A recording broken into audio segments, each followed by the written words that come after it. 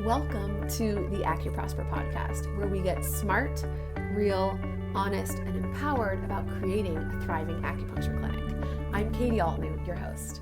I'm an acupuncturist, herbalist, and ABORM certified fertility acupuncturist with a clinic in Denver, and I'm the founder of Acuprosper, which is my side passion project where I teach acupuncturists how to start, grow, and market their acupuncture clinics. And I'm the author of the book, Acupuncturists Mean Business. In season 2 of this podcast, it's all about passing the mic to others, specifically to a few of the many acupuncturists out there that I admire and feel inspired by. We are going to get a look inside their journeys, their practices, struggles, mindset, marketing, and more. We're getting real, and we are having some hard and honest conversations about everything from burnout to cultural appropriation.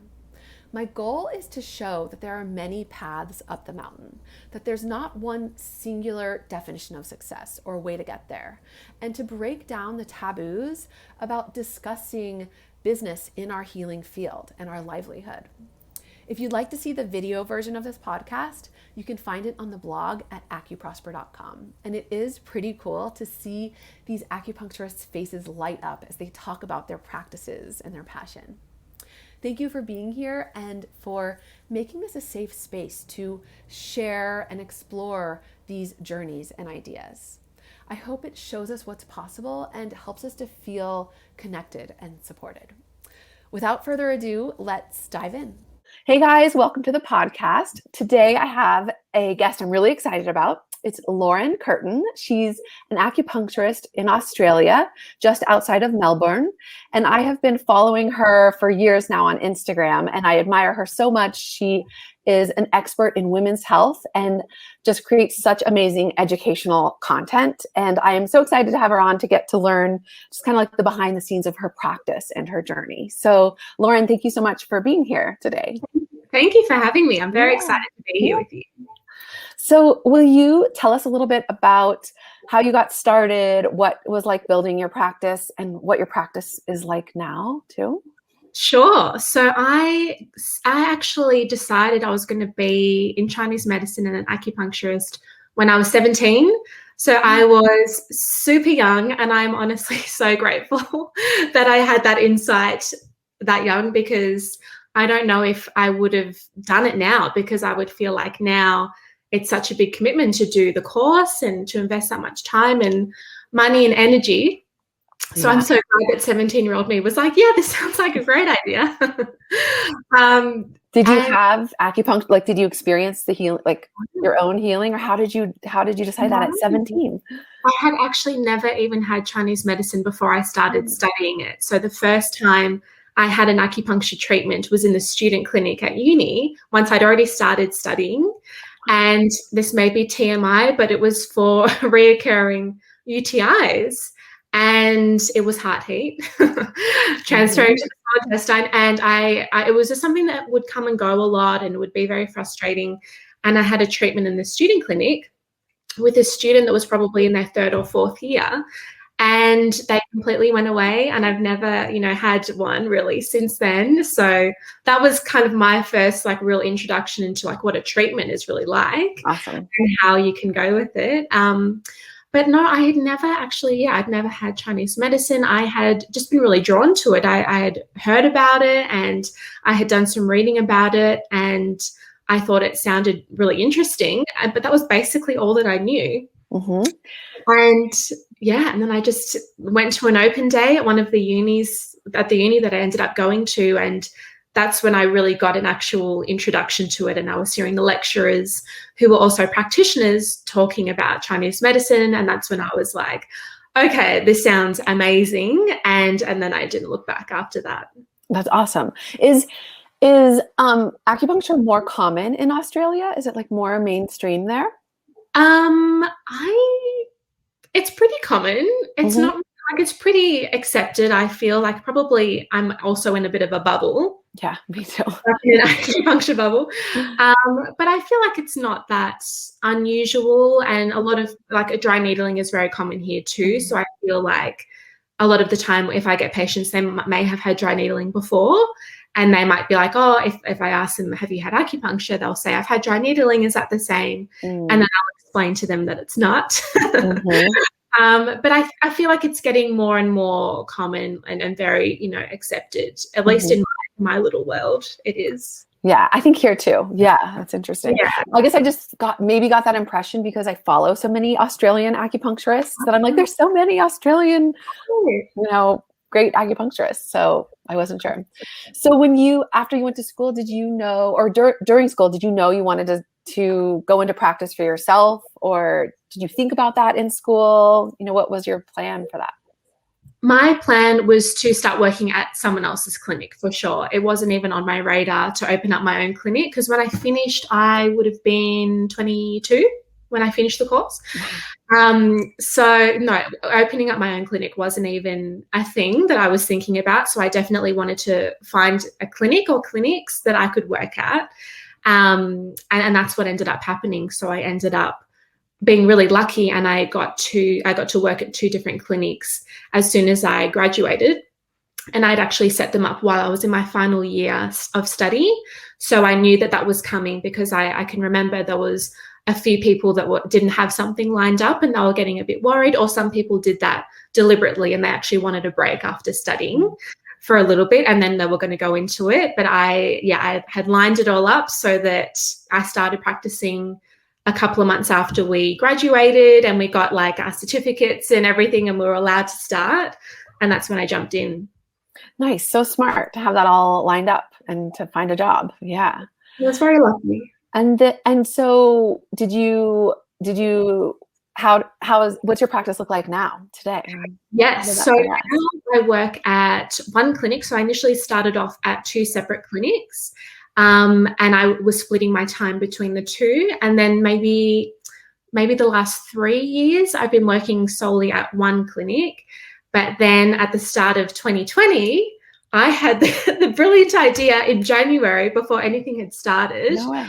I was like, I really want to I had a big overhaul in terms of lifestyle. I was working a lot in the clinic, and I was seeing probably more patients than I was comfortable seeing.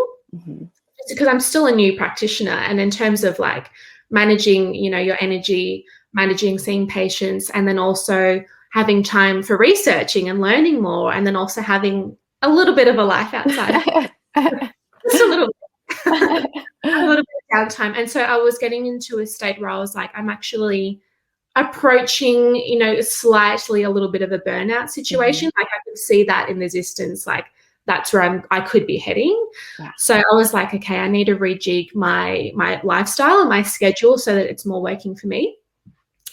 And that was really like over Christmas time, 2019, 2020. And I was like, I really want to work from home and I want to do online consultations. And so I decided I was going to do that. So I was going to drop back my days in the clinic and then also start offering online consults. And I'd also been really lucky because I'd had women messaging me through my Instagram and emailing me saying, do you offer online consults? Because they may not live close. And for years I'd been like, no, I don't, like always saying no and referring them to someone else. And then I was like, I could be seeing these women, I could be actually like these offers are there and the interest is there. So I may as well dive into that. And then I structured my schedule so that I'm in the clinic and then I'm also working from home, and it's a way better balance for me. Nice. And what good timing as we got shut down. Yeah, that's incredible. I was so grateful because I had set it all up. Like I'd set up my online clinic and just all of the behind the scenes stuff was already done. Yeah. And then, in April, we were actually out of the clinic and we were just doing online consults. And I was just like, oh, thank God I had this, foresight, because otherwise it would have been, a much different situation. Yeah. So I feel like you said a lot there that I think will be really interesting and relevant for a lot of people. So like the burnout piece, I think is really common, especially in the beginning, not in the very beginning when you're like trying to get busy, but like as you get busier, it's like, you at first you're like, I want more patients. And then you see like, oh, actually there's like a max, a limit here. And what were some, like, I think it might be helpful to explore that idea of like burnout a little bit, and like maybe some signs that you were feeling that, whether it's like I don't know, maybe like resentment or just like lack of motivation or just fatigue, feeling fried. Totally. For me, it was definitely anxiety. I was actually feeling really anxious in the clinic, which wasn't normal for me. So I was feeling like I was really like in my sympathetic nervous system kind of all the time, and I wasn't really coming down, which is abnormal for me because I'm not a type A personality. Like I kind of relax very easily. And I was like, oh my gosh, like this isn't me. Like I'm feeling really anxious, or waking up in the morning with like the racing heart type of thing. And, you know, all of those types of symptoms, which are pretty hard to ignore when they're there. And just feeling out of whack, like I was working late in the clinic some nights, and then, you know, you would get home and then you have a late dinner and then you can't wind down, and then you're getting to bed really late. And it was just like throwing off my circadian rhythm. So yeah, for me, it was definitely feelings of anxiety and probably some like a bit of slight resentment of going in, or just feeling like I just needed a break, basically. That's just what my body needed. And so that's how it was speaking to me. And I think what was really important is that it was all really coming to me when I had the Christmas break, because I always take around 2 weeks off over Christmas and New Year's. And that's when I was actually thinking about everything, because I think when we're in our day-to-day and we're, you know, just going through each day and we don't have a lot of time to sit back and really reflect, you just don't have that time to do so. Right. Whereas you're just on the go and you don't have that space. Whereas I always get my insights on a holiday. So I was on my break and I was like, because I did feel really relaxed on my break. And yeah, it just gives you time to think. So I think that's really important for some people, if they're feeling like they're in that space, or even if like they can't make a decision. I think one of the best things is just to like remove yourself, have a bit of time off, and 2 weeks isn't even that long. It's not like you need months, like just a little bit of time to just get that perspective. And then you can be like, okay, what's working, what's not working, and what can actually change, and how can I make it actually work for me, so that you're not kind of working against it or trying to make it work. Yeah, absolutely. I think that's so valuable to talk about. And it's funny because we are always educating our patients about self-care, right? And then here we are like going. And we have to do that same self-care for ourselves. So can I ask so were you treating 2 patients an hour? Or how many patients were when you were like at that max, like go? How many people were you treating an hour? So just 2. So I would run 2 rooms. And like 5 days a week. I was doing 4 days. Yeah. I was doing 4 full days. So for some acupuncturists, they're probably like, that's not that much. But for me, I found it, you know, really tiring. And I focus solely on women's health and fertility. So I get really involved with my patients. Like we make really strong connections, and it's not usually just like an in and out treatment, like maybe more musculoskeletal can be. It's usually more involved and emotional. So I get involved. And I think it was energetically just like adding up, perhaps even more than physically, if that makes sense. Yeah, absolutely. And a lot of the acupuncturists I've been interviewing have said the same thing. And I think, I don't think it's like you said, like maybe it's not, other acupuncturists won't think it's a lot, but I think that I'm hearing from a lot of people that seems pretty normal, that's a lot to do. I've spoken to from the acupuncturists and practitioners that I've spoken to, we all kind of seem to find that working 4 days is a really good amount, and that 5 is just too much. We need more than 2 days. Like I think 4 days is a good sweet spot. Yeah, absolutely. And so you were able. What I think is great for people to hear is that you were able. There's several ways to kind of get out of that spot. Like people could do things like raise their prices, have better boundaries, see fewer patients, but you moved to online and just still serving people, but doing it from the comfort of your own home, maybe, and like one at a time, has really freed you up a little bit. Absolutely. So I actually really love it now, because I love being in the clinic, and I love when it's like the fast pace and I'm seeing lots of patients, and I'm still like doing double rooming and everything now. but I just have 2 days a week of that. And then I have 2 days of online. And it's just so different because when I'm doing my online consults, like I'm in my little sanctuary, I've like set up my office really nicely. I'm very comfortable. I have my cup of tea, and it's just way more slow. Like I don't have to rush with patients. And I find that we really get into the lifestyle stuff and just talking. We get to talk more basically, which is really nice because sometimes in the clinic, you know, depending on how busy it is, sometimes I don't get as much time as I would love to really just dig into things with people. So yeah, I really like the polar opposites and the different experiences of working with people. I agree. I was telling that to a friend the other day that I actually felt like for me, variety, like when getting to wear like a teaching hat or an online, you know, fertility course hat, as well as my like 2 days of treating as an acupuncturist, the variety really like feeds my soul and makes me feel less burnt out too. Yeah. I totally agree. And I think that's the beautiful thing about what we do is that you can take it in so many different directions and then it doesn't get repetitive or it doesn't get, you know, like you get that variety in your routine, which I think is really nice. And we get to flex different strengths and do different skills. So I totally agree. Yeah. And so do you spend an hour with your online consults? So my initial online consults are an hour and a half. And then for my follow-up consults, they're half an hour. And I find that works pretty well. Yeah. Nice. Yeah.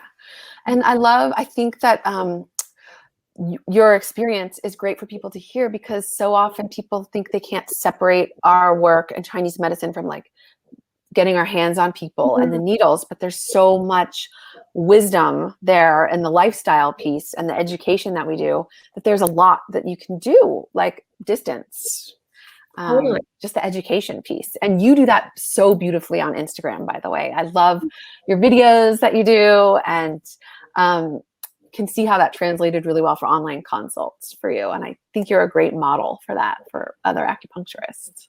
Oh, thank you. I think it definitely is a strength in Chinese medicine, just the education piece. Like a lot of the time with the online consults, like that's something that I was thinking about as well. Like I'm not going to be hands-on with someone. Like I don't get that in-person experience with them. Like that's going to be really different.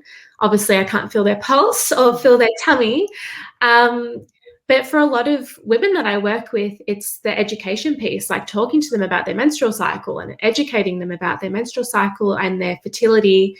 And yeah, we can just do so much still from the education side. And as you said, like diet and lifestyle and talking about their routine and like a lot of detail. I feel like we can still get really far with that, even without the hands-on. Absolutely. I agree.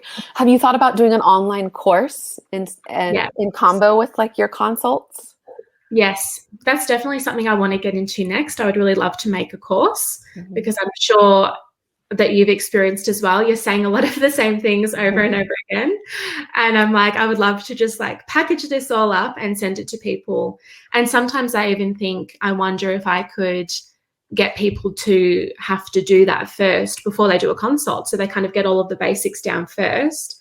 And then once they've done that course, if they need more support, then they could book in a one-on-one because a lot of the stuff is basic things. You know, when we're talking about people's circadian rhythms, like having a good bedtime, eating at regular times, slowing down when they're eating more foods, like a lot of those types of things they don't necessarily need to be individualized because they're just kind of like basic things that humans need to be healthy. So I feel like a lot of people could get pretty far just understanding those basics and getting them down. And then if they need further support after that, then that's totally available for them.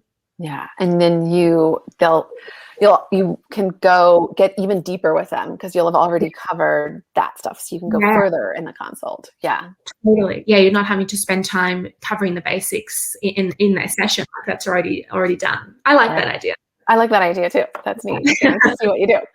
And I feel like I've seen on Instagram that you have other projects too, like you're involved with a herbal company or a tea company or something. Yes, there's a tea company called Your Tea that's based in Australia. And all Chinese medicine practitioners have helped to build it and create the formulations and are involved in the behind the scenes.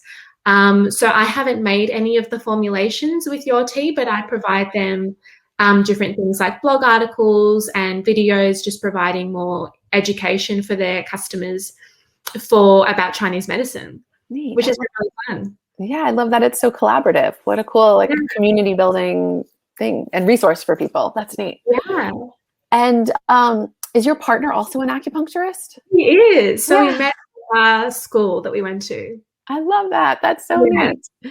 And so do you guys like practice together, or is his practice really separate? His is actually separate. So he works at another clinic where like in the town that we live in. And he also does mobile consults. So he goes to people's houses and does home visits. So yeah, we don't actually practice in the same spaces, but we love that both of us are practitioners, because we're always talking about patients and, you know, getting advice from each other, or just talking about cases and being like, hey, I did this and this happened, or what do you reckon about this? It is honestly the most helpful thing in the world. And I don't know how people do it that don't have a partner that's not an acupuncturist, because it is so, it's amazing. It's awesome. Yeah.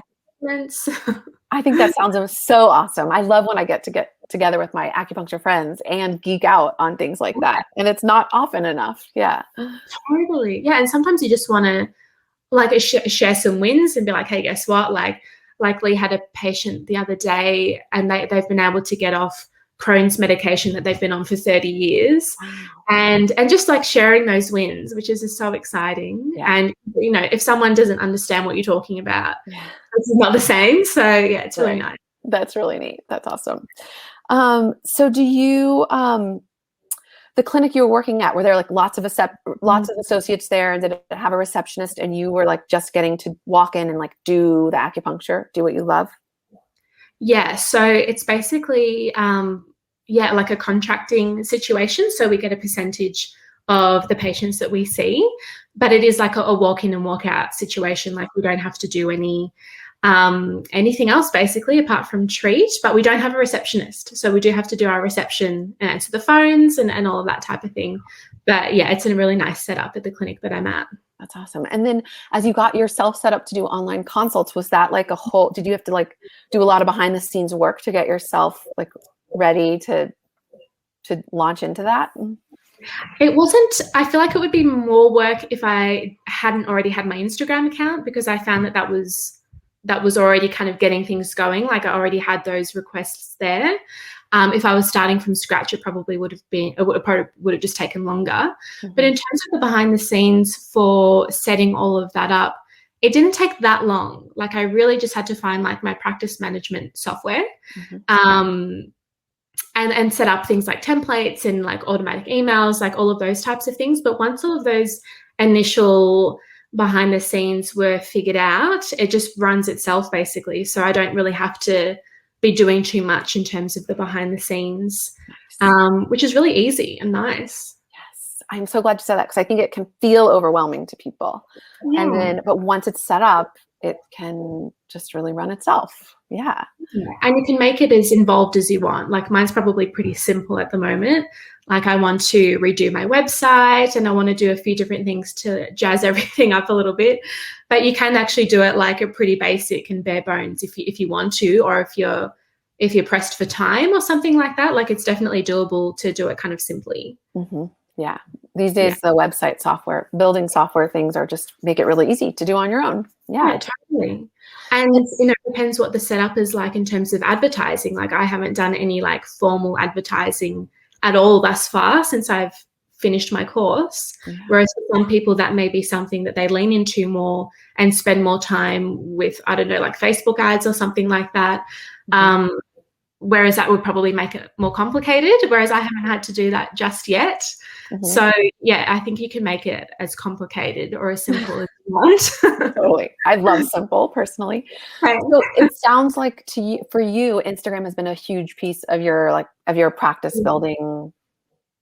Yeah. Yeah. Absolutely. Yeah. And so can you tell me, I feel like you're so good at you're one of the first people I think that like got on with video, showed your face, talked to the camera and educated, like used Instagram, not just to like, I don't know, post pretty pictures, but like to educate people. And how did you do that? Just because you like were passionate about sharing the information, or did you like see in advance, like this is going to be a great way to grow my audience and like reach people? You know what I mean? Like, was it like a business strategy or just like a passionate thing you did? Definitely wasn't a strategy. I don't have that like foresight. Honestly, most of my posts have been when I've had conversations with patients and they've told me something that is like very troublesome, and I'm like, okay, I have to do a post on this. Like, often I've done a lot of posts on the pill and contraception, and like all of those posts have stemmed from conversations that I've had with patients when they've told me something that either they've believed about contraception or that they've been told, and I've been like, oh no, that's completely wrong. And it annoys me, and I'm like, I better do a post about this.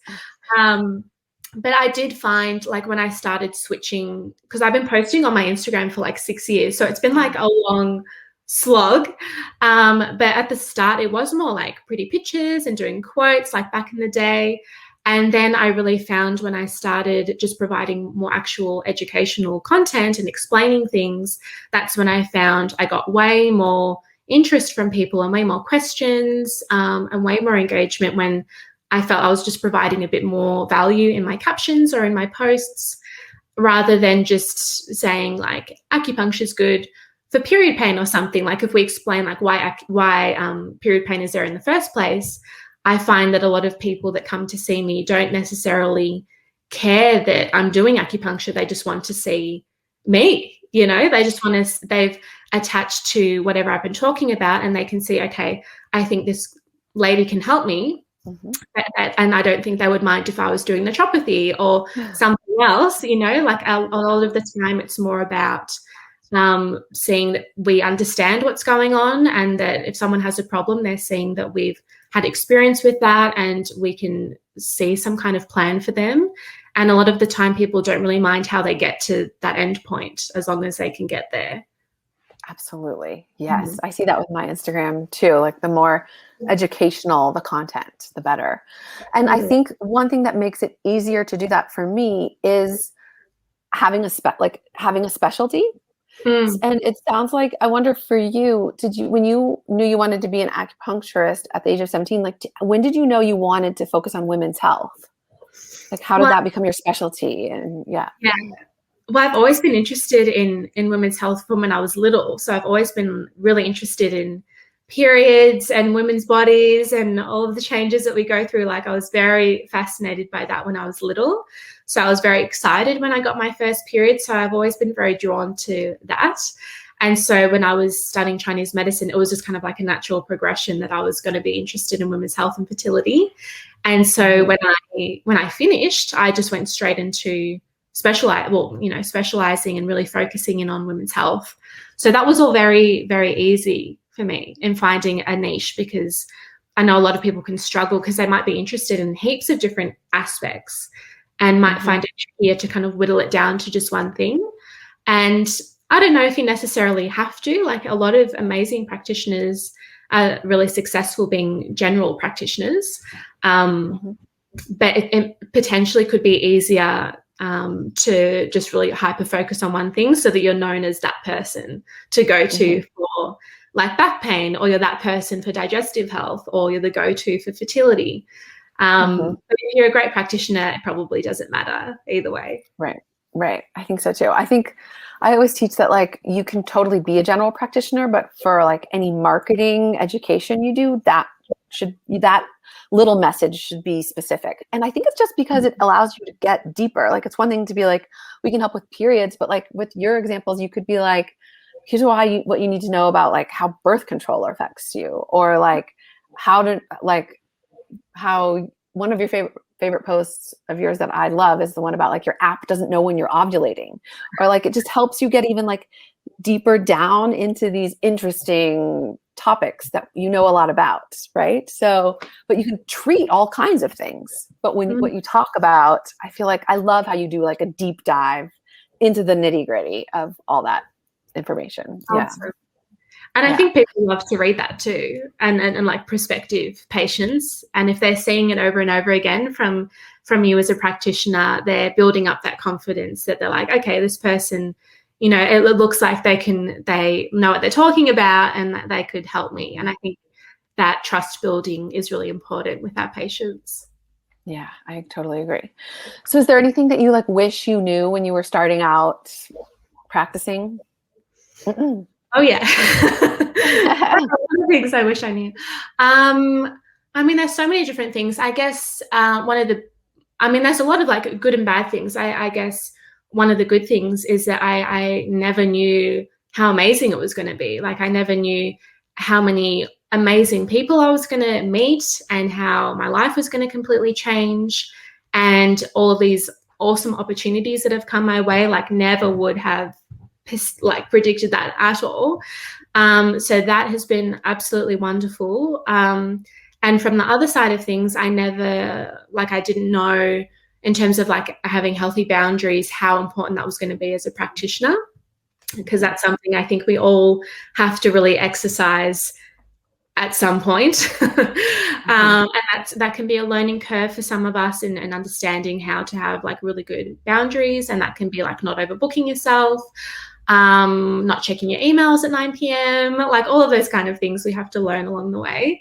But there's so many different things. Like and then even like the practical side of like doing your tax. I didn't know anything about that when I finished.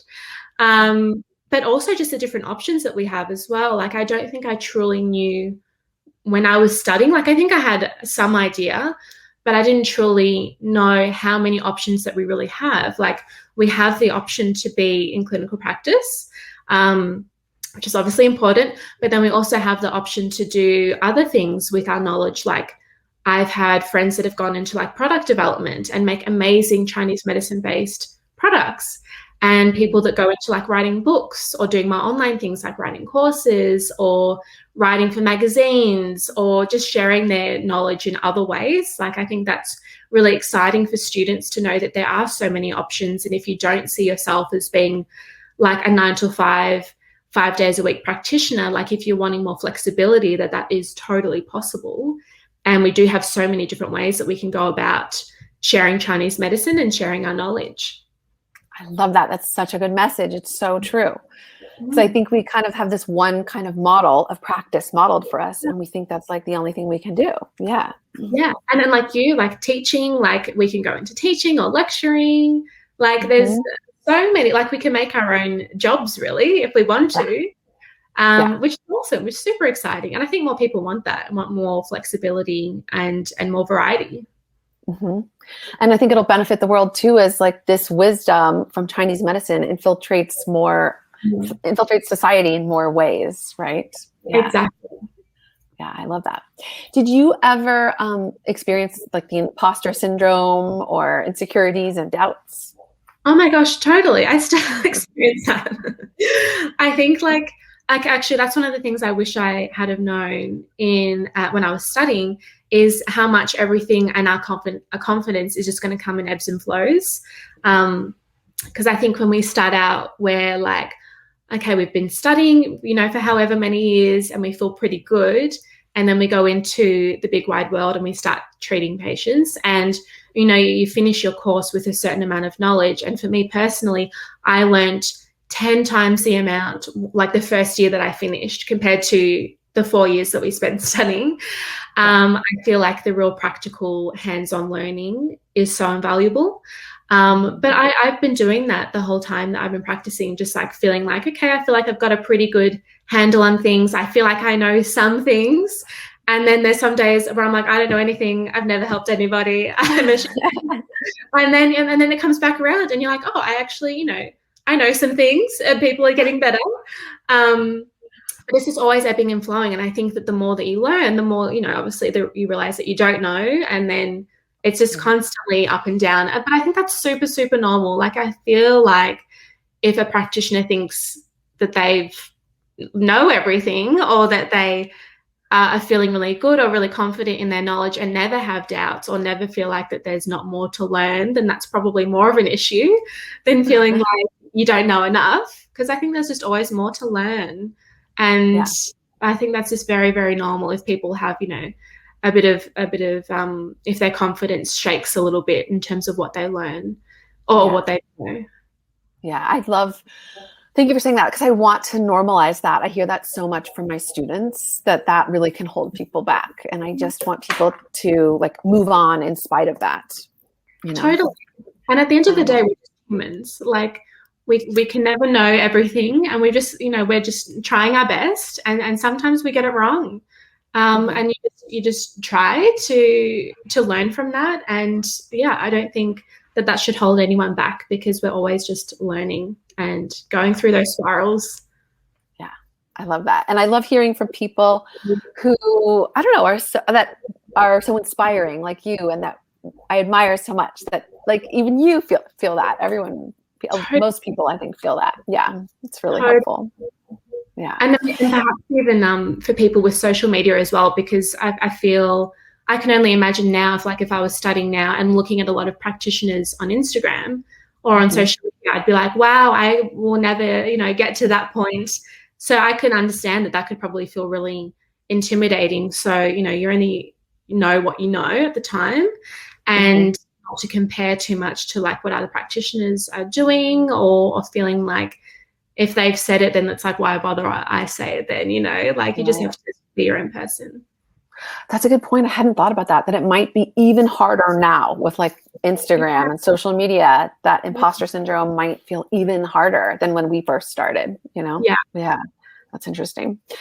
Do you ever think about doing a doctorate or ABORM, or like continuing? I would love to do the ABORM. I don't know what's happening with it now, though, if you can actually do it not in person, because I was actually planning to do it. But you have to take it in Vancouver. So I don't know when I will be there next. I don't know if there are plans that you might be able to take it online. But if that is a possibility, then I would absolutely love to do that. And that's definitely my plans. Oh, cool. Awesome. Yeah. I think I saw that you have been to the IFS symposium in Vancouver. Yes, that's neat to know that you're planning on doing the ABORM. Cool. Yeah. Well, I feel like I could talk to you forever. Thank you so much for sharing this with us. Can I just ask you a few like fun little quick fire questions as we wrap up? Go for it. So what element do you think you are? I am Earth. Yeah, totally. I can totally see that, especially as you talk about boundaries and all that. I can relate. I think I'm Earth too. Do you have a TCM hero? Oh, I would say I would probably say Randine Lewis would be a TCM hero. Yes, I love her.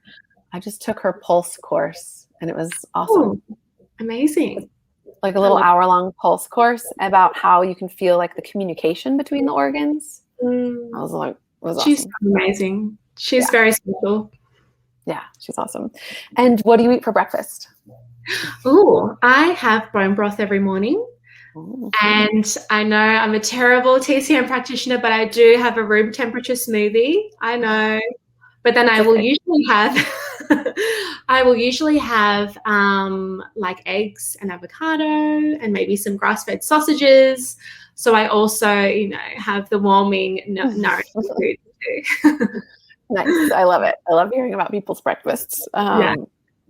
Awesome. Well, thank you so much, Lauren, for taking the time to do this. It was lovely to get to know you better.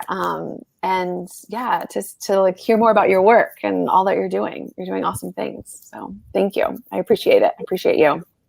Oh, thank you so much for having me on. And I love that you're doing this for acupuncturists, because we definitely need more exposure to people just talking about the behind the scenes. Oh, I forgot to ask you. How can people find you? Yeah. So you can find me on Instagram. So I am just at Lauren Curtin on Instagram. And then my website is just laurencurtin.com. All very easy. I hope that as you work to make the world a better place, you also prosper, my friend.